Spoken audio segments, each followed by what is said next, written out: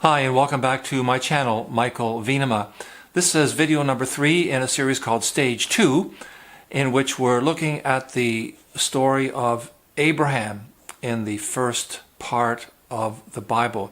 Quite a remarkable person, remarkable character, and we're going to look at chapter 15 in the book of Genesis. Up to now, we've seen Abraham revealed as, on the one hand, someone willing to trust God, but also someone who questions God and has a difficult time here and there. So this kind of doubleness, this double aspect of his character is going to keep coming through in chapter 15. So welcome, and thanks so much for joining in. I'm going to read the first part of chapter 15. It's not a very long chapter, so I'm going to read the entirety. I'm going to read the first half of it roughly, make some comments, and then the second half. So here we go. After all these things, this word of God came to Abraham in a vision. Don't be afraid, Abraham. I'm your shield. Your reward will be grand. Abram said, God, Master, what use are your gifts as long as I am childless? And Eliezer of Damascus is going to inherit everything. Abram continued, see, you've given me no children, and now a mere house servant is going to get it all. Then God's message came. Don't worry. He won't be your heir. A son from your own body will be your heir. And then God took Abram outside and said, look at the sky. Count the stars. Can you do it? Count your descendants. You're going to have a big family, Abram. And Abram believed God. And so God declared him set right with God. Or in some of the older Bible translations, God declared him righteous. So we'll take a break from the text there, and I've got a few comments I want to make. So where it says, after all these things, in the opening sentence there, these things are related in the chapter just prior, where Abram has to rescue his nephew Lot and his household from their being abducted by an alliance of raiding parties who raided the country and took a lot of plunder and took a lot of people as part of that plunder. And Abram rounds up a group of his own men and conducts a counter raid and rescues Lot, his family, and returns all the plunder that had been taken from some of the neighboring tribes in his area. So already here we see some of the promise that Abram would be a blessing to the nations coming true, and that promise happens in chapter 12. And also we notice that Abram is demonstrating some integrity and is gaining a good reputation among the neighboring tribes, the clans in his region, which is Israel, Palestine area. So after all these things, after Abram had successfully returned the plunder and the people back to the area from which they'd been taken. And so God says to Abram, don't be afraid, Abram, I'm your shield, your reward will be grand. So the shield is kind of a military metaphor. So again, God is revealing to Abraham that it's his strength that is allowing Abraham to succeed into whatever areas he may succeed in. So now Abraham expresses a bit of doubt to God, because God has promised him some terrific things back in chapter 12, among them a large number of descendants. And Abram says, look, I don't even have one child yet. So what's going on? As things stand, even though I've become very wealthy, all of what I've worked for is going to revert to a mere servant of mine, Eliezer. Not that Eliezer was necessarily a bad person, but the idea was that you wanted to pass along your possessions to your own children. And Abram says, I don't even have any children. So what's going on, God? And God repeats, well, don't worry, you will receive a child from your own body, and he will be your heir. And then God takes Abram outside, and this is a very famous passage, a very famous story in the Bible, where God says to Abraham, look at the sky. Now, a little while ago, I took a course on astronomy, and I discovered that on a good night with the naked eye, we can see about 30,000 stars. So, I suppose if Abraham could have done a quick count, because of course the stars are always moving across the sky, he could have counted 30,000 and that would be it. But this is a figure of speech, where God is using the stars up in the sky as an illustration. They're very hard to count. And Abram, can you count the stars? And in the same way, it will be difficult to count the incredible number of descendants that you are going to have. So this is God's way of repeating his promise to Abram and countering Abram's doubt and misgivings. And then it says, and Abram believed. He believed God, and God declared him righteous. Now this turns out to be a very important statement in the Bible. Much further on in the Bible, in the book of Hebrews, this story, this statement is mentioned as being key to why Abraham is so important. It's not his terrific character, because it kind of comes and goes.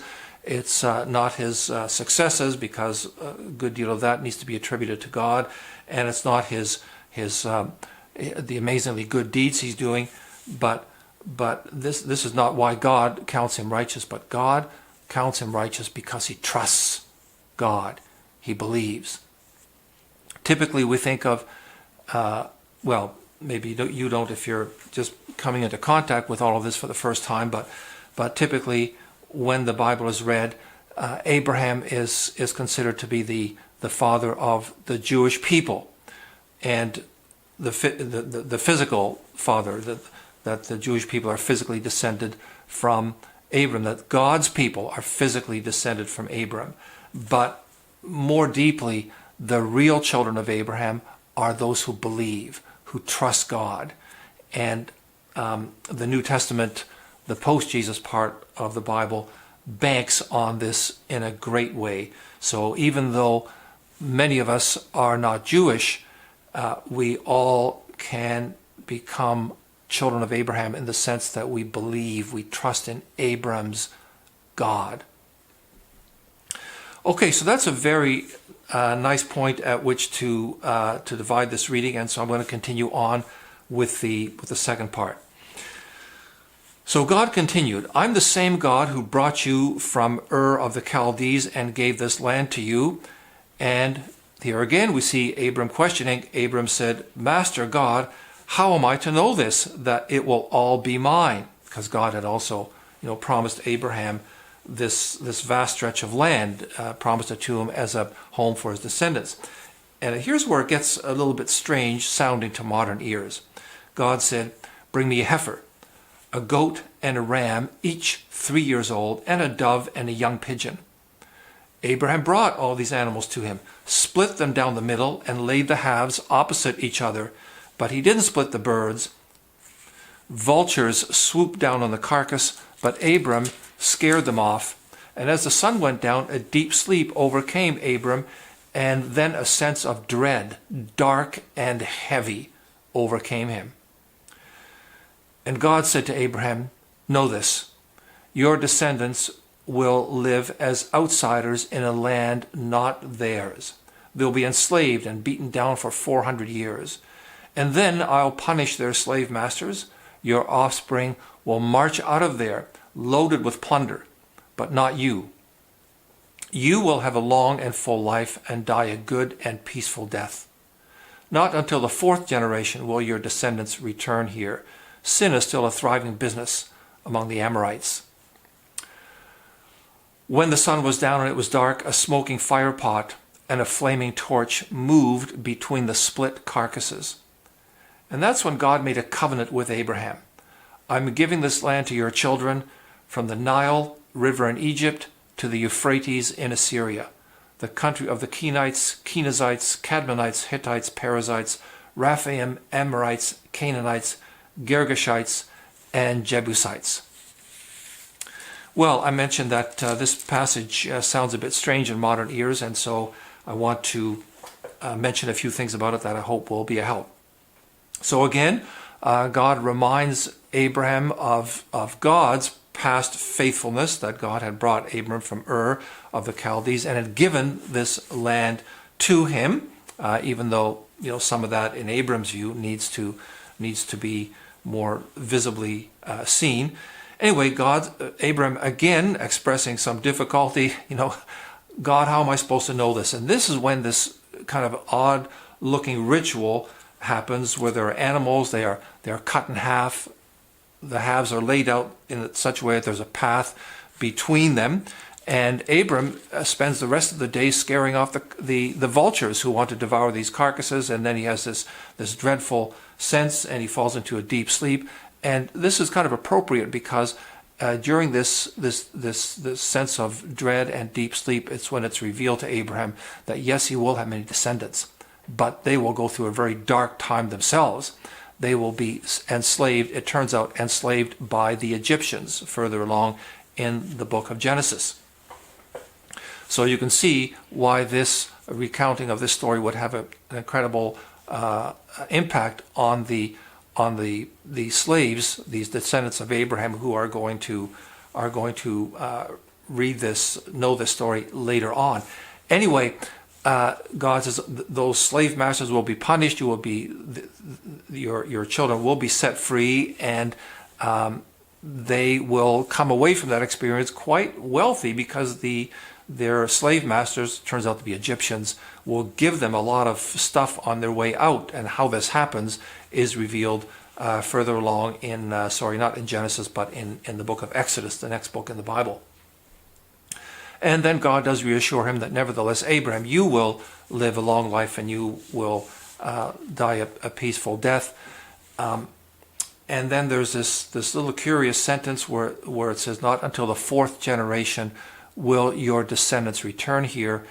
Sin is still a thriving business among the Amorites. I was just watching a miniseries called The Terror, and there's a particularly unscrupulous character in this particularly evil character in the miniseries, and in a way where the audience is kind of waiting for him to get his just desserts, but he is dealt with very patiently by the leader of this group of men who are stranded in the Arctic, and he's dealt with very patiently, and nevertheless the evil that he commits continues to escalate, and so we keep waiting, for this time of patience to come to an end, and for this particularly evil character to get his just desserts. And I think this is a nice illustration of what's going on here with the Amorites,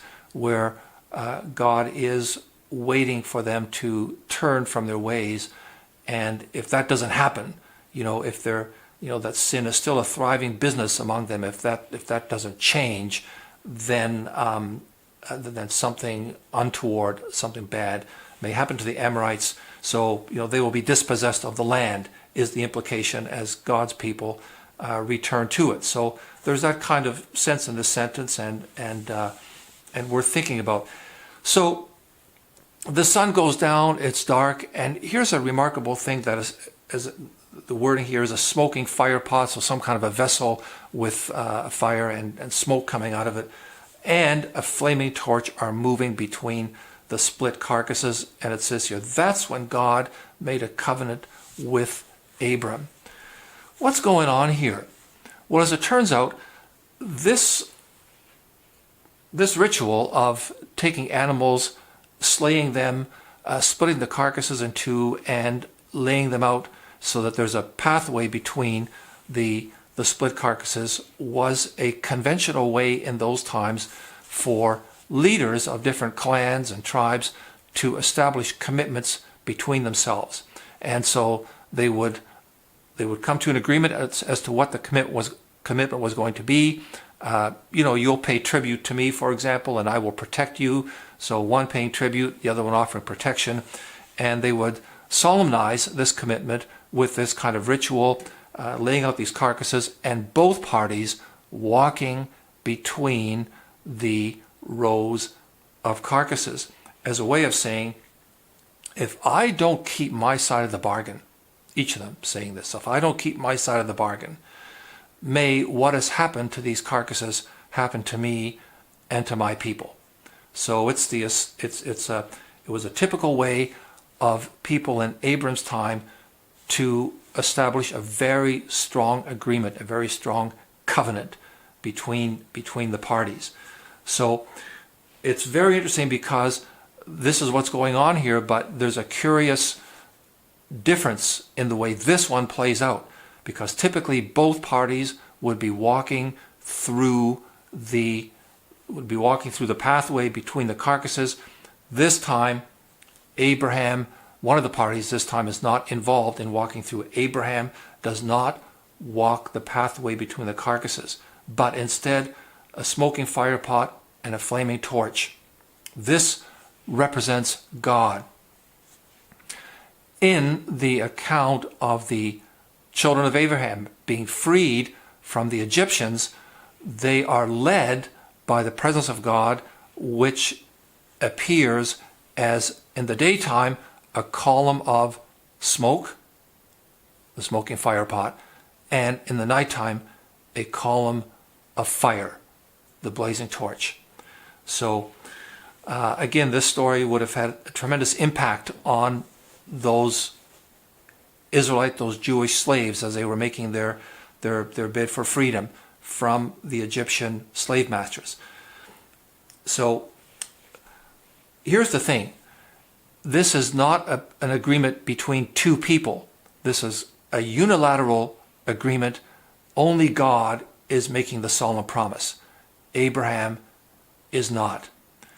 It's a one-sided agreement. So it's not a matter of Abraham saying, well, God, I'm going to do this for you, and God saying, in that case, yes, I will do this for you. It's not like that. It's God making a solemn promise that he will provide Abraham with a large number of descendants, just as he's promised, and that he will look after them. So that's a great place to end. Next time we'll look at chapter 16. So I hope this has been a great help to you, and I will see you next time. Bye-bye.